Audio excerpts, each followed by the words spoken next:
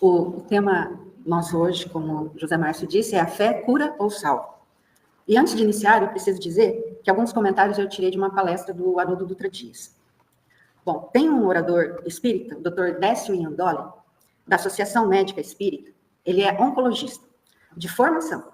E ele diz, uma das coisas que eu mais assisto na minha vida são pacientes com câncer no estômago morrerem curados.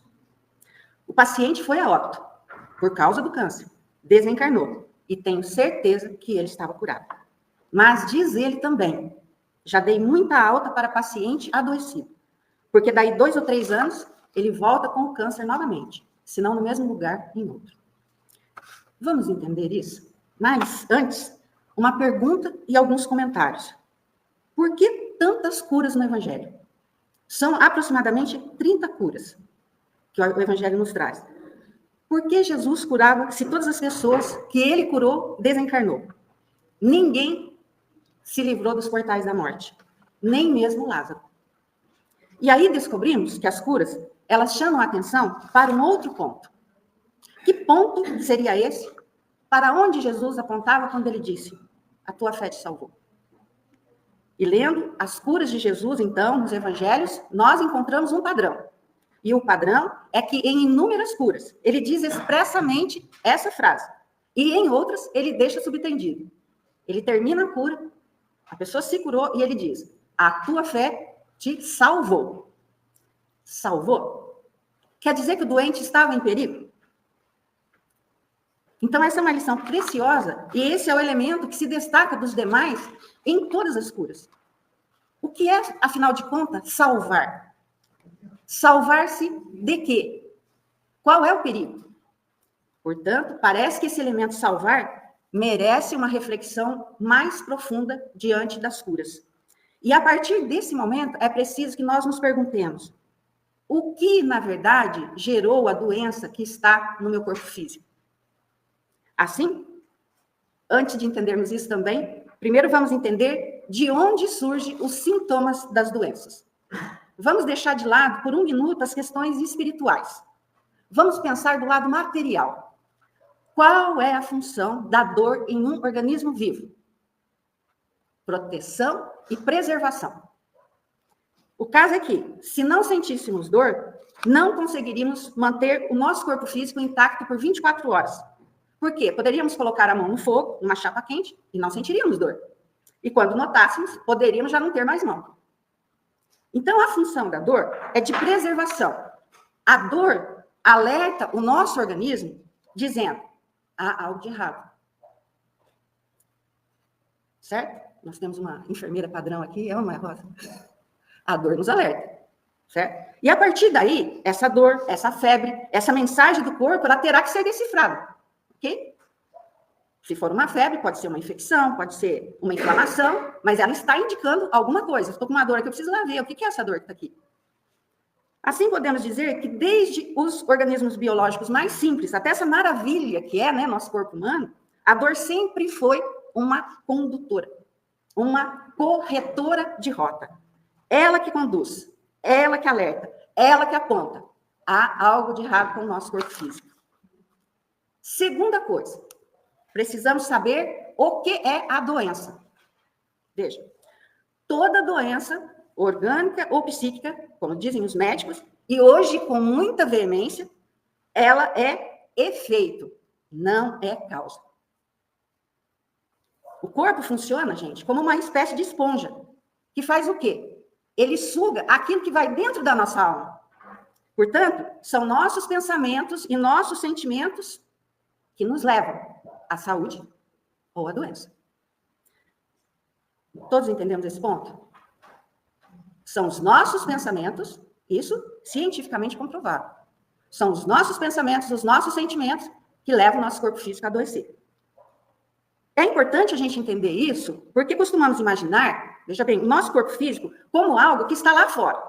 Deus criou o corpo físico, uma coisa externa, Deus criou. Juntou lá o óvulo e o espermatozoide, aí Deus vai lá, pá, e coloca o espírito. Mas não é assim. Nós que acreditamos em reencarnação, o corpo, ele nasce, ele floresce do nosso perispírito, que registra todos os sentimentos do espírito, de todas as encarnações. Sentimentos aqueles resolvidos e outros a resolver.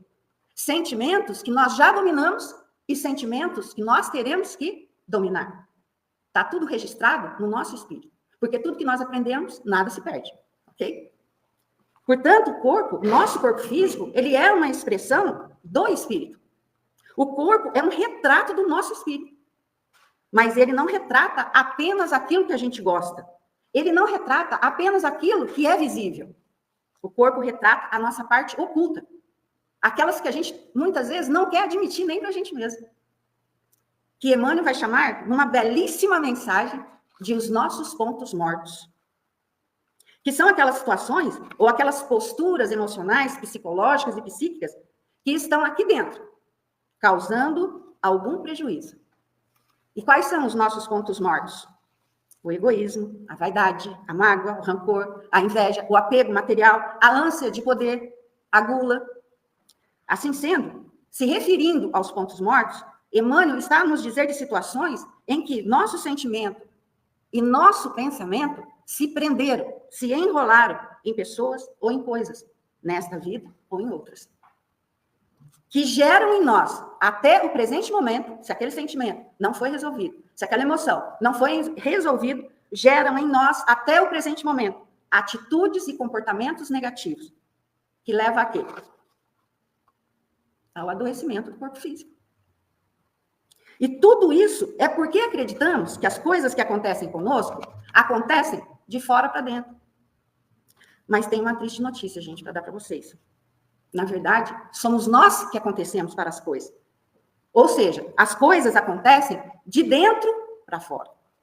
Nós que atraímos pessoas, circunstâncias, situações, com o nosso pensamento, com o nosso sentimento, que estão em sintonia com o nosso mundo interior. E isso é difícil da gente assimilar, quando a gente fala em doença. Porque achamos que sempre tudo que nos acontece de ruim é porque nós somos vítimas das pessoas e das circunstâncias. E não é assim. Emmanuel, através da psicografia do Chico, diz que todo mal que geramos no outro gravita em torno de nós. Que cada qual de nós vivemos de acordo com a nossa sementeira. Portanto, a cada um está sendo dado segundo as suas obras. E claro, Jesus sabe disso. Mas nós, poucas vezes, paramos para analisar. Mesmo antes de eu semear alguma coisa, o que aquilo pode vir de retorno para mim? Antes de eu falar alguma coisa, se eu parasse um pouco para pensar, eu ia ver o seguinte: o que isso está gerando para mim? O que isso está gerando para as pessoas à minha volta? Fazendo um adendo aqui neste ponto, veja, porque é de suma importância também nós entendermos que nessa caminhada de educar o nosso pensamento e educar as nossas emoções, nós não estamos sozinhos. Em momento algum.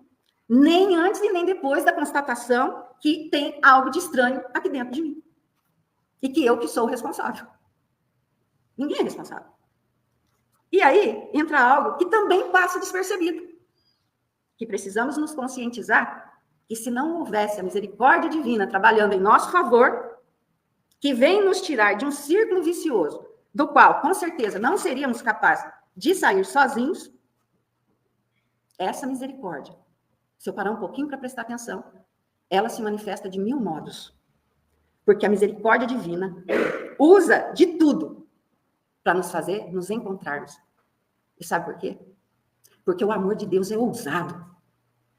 Ele nos ama a tal ponto que ele usa de tudo para nos levar ao caminho do equilíbrio. Seja por um amigo, seja um livro, uma mensagem no Face, no Instagram, no Twitter. Mas preciso saber que Deus não violenta meu livre-arbítrio. Mas se eu parar para analisar, tem sempre alguém, ou quando eu busco, ou quando eu não busco, mesmo quando eu não busco, vai ter alguém que vai falar assim: não haja desse jeito. André, faz assim não, filho. Não haja assim, vai ser tão ruim para você mesmo. Não. Mas daí eu ouço aquela pessoa. Ela fala para mim: Andréia, não faça isso. Por favor. Olha o que você está fazendo com você. Eu falo: não, é verdade. É o ousado amor de Deus que eu não paro para analisar. Eu não paro para pensar que ele está agindo através de um amigo. E a misericórdia divina, gente, não é só na doutrina espírita que diz isso. Ela é, de fato, uma lei espiritual que muitas tradições religiosas e filosofias reconhecem a misericórdia divina, fazendo isso em nossas vidas. Quando Deus vê que nós estamos com um problema, ele manda alguém. E vou falar uma coisa, às vezes ele manda até o nosso inimigo. A ideia é que, independentemente dos nossos erros ou falhas, a misericórdia divina nos oferece sempre. Agora é aí que está nós entendermos a misericórdia divina. Porque ela vai sempre nos oferecer uma oportunidade de redenção e de transformação. Porque não vai ser tirado de mim de graça. Ninguém é mais bonitinho que o outro. Todo mundo plantou, vai colher. Só que nesse meio tempo, tem uma coisa que, na primeira carta de Pedro, capítulo 4, versículo 8, Pedro diz o seguinte: o amor cobre uma multidão de erros. Então, quando eu observo dentro de mim desequilíbrios, e eu quero consertar, se eu fiz alguma coisa errada, eu quero consertar, eu posso recorrer ao amor, eu não preciso passar pela dor. Senhor, como eu conserto isso? Através do amor. Assim, dentro de um vislumbre geral, observamos que as doenças e a misericórdia divina na nossa vida sempre estarão nos convidando ao despertar para a espiritualidade, para o ser imortal que somos, para a evolução que precisamos galgar, porque nada que Deus, nosso Pai, criou fica estacionado, fica estagnado, nem nós. Muito menos nós. E é com esse entendimento que agora a gente vai começar a entender que é sobre isso que falam as curas. As curas de Jesus, se a gente observar, se a gente começar a estudar as curas, nós vamos ver que elas não falam apenas de tirar a dor. Elas não falam apenas de uma restauração biológica, de tirar alguém do sofrimento. As curas falam de desorientação e reorientação. Perder o endereço de Deus e encontrá-lo novamente. Mas como assim, Andréia? Observe que quando Jesus encontra Maria de Magdala enrolada nas questões da sensualidade e da sexualidade, o quadro que ali se apresenta é de um coração feminino desorientado nas questões do amor. Esse é o quadro. Um coração feminino que perdeu o roteiro do amor e se perdeu nas estradas da sensualidade e da sexualidade. E por via de consequência, o que nos acontece quando nos desorientamos nesse setor ou em outros? Esse aqui é um exemplo, mas pode ser usado em todos os outros caminhos que a gente se desorienta. Atraímos entidades que se alimentam dessa energia. E, portanto, ela estava obsediada por mais de 7 entidades, como diz lá no Evangelho, vampirizando as suas forças sexuais. Qual é a cura para isso? Retirar os obsessores? Retira 7, vem 14. Eu vou condenar simplesmente Maria de Magdala? Eu vou estabelecer regras para ela? Eu vou proibir? Você vai proibir um rio de correr? Não, porque a energia da sexualidade é um rio, é uma cachoeira. E, inclusive, é ela que traz para nós a criatividade. É uma energia que trabalha, quando bem trabalhada, ela é também usada para o bem. Não é só uma questão sexual. E o que Cristo faz no momento que ele se encontra com Maria de Magdala? Ele reorienta Maria de Magdala. E como que ele faz isso? Ele diz para ela: o que você sente, Maria, é amor. Você tem fome de amor. Mas, Maria, mais do que fome de amor, você tem fome de amar. Então, Maria, ame.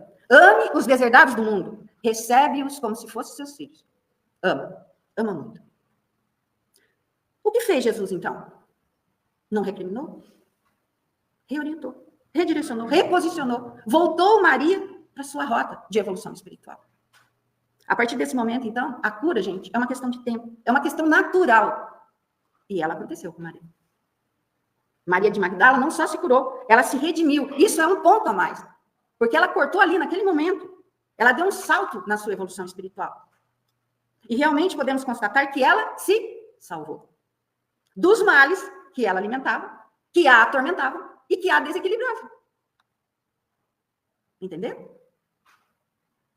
Aí eu pergunto, Jesus tirou alguma coisa dela? Não. De novo, veja, ele só redirecionou pensamentos e atitudes que ela aceitou.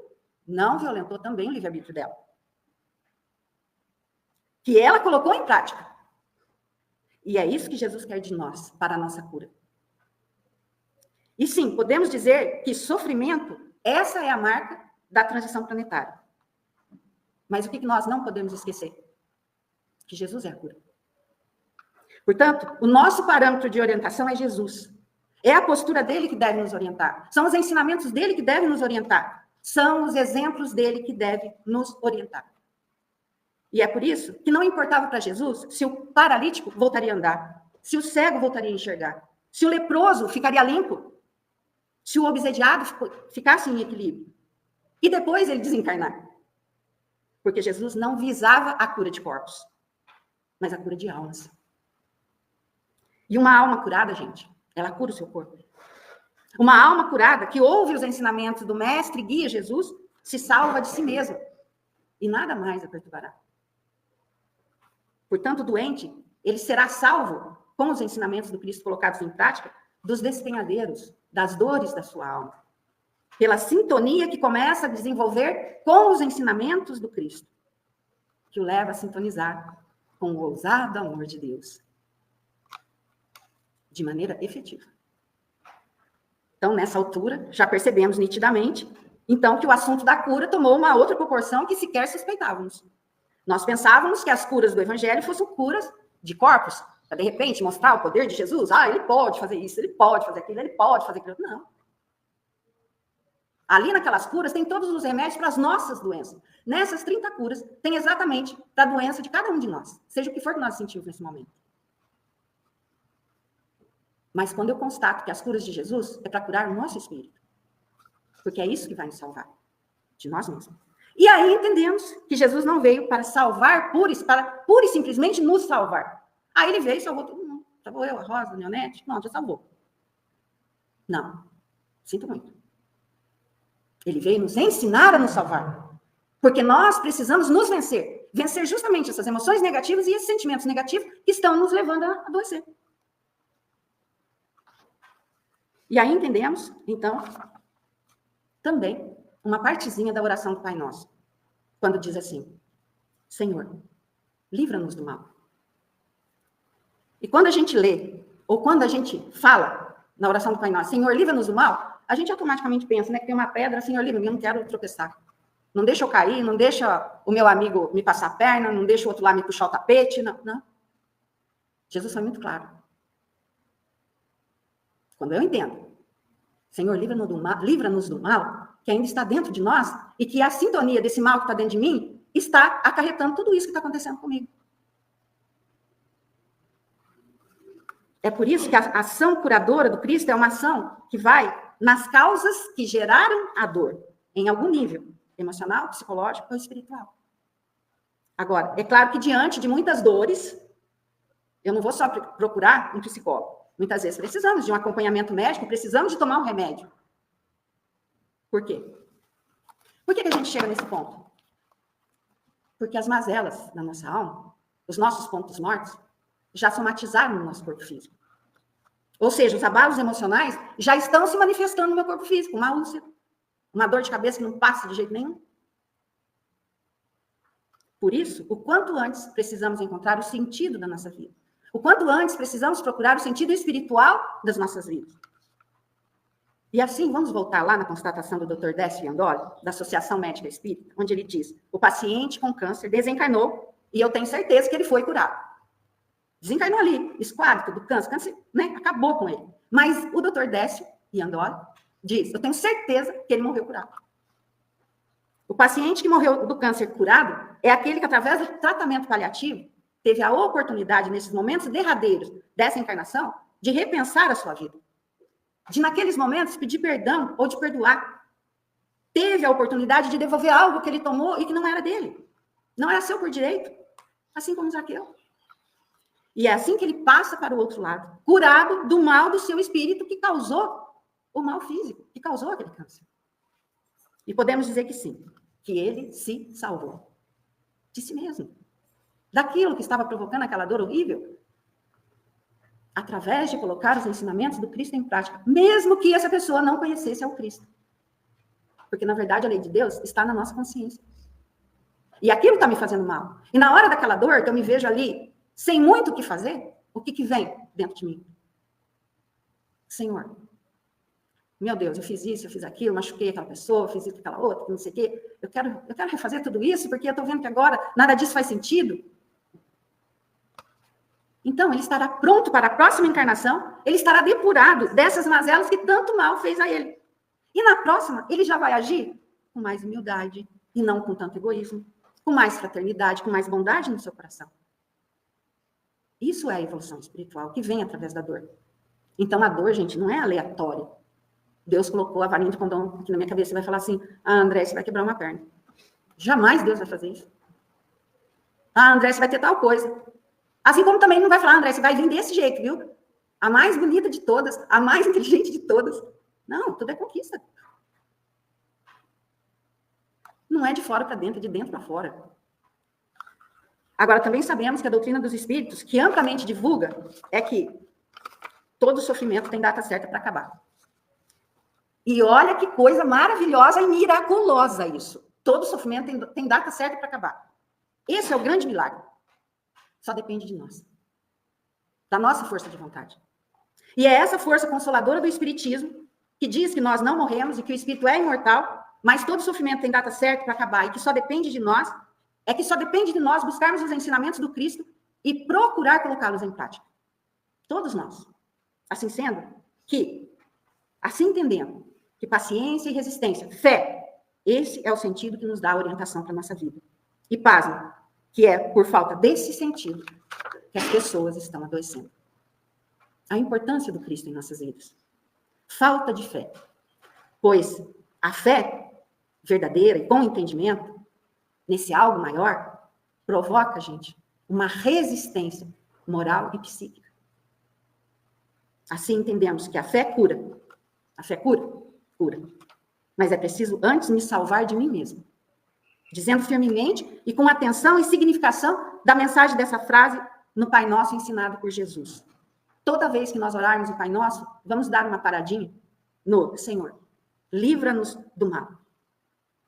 Por favor, do mal que há em mim. E que me causa tanto mal. E o antídoto para o mal continua sendo: orai e vigiai. Jesus nos abençoe a todos.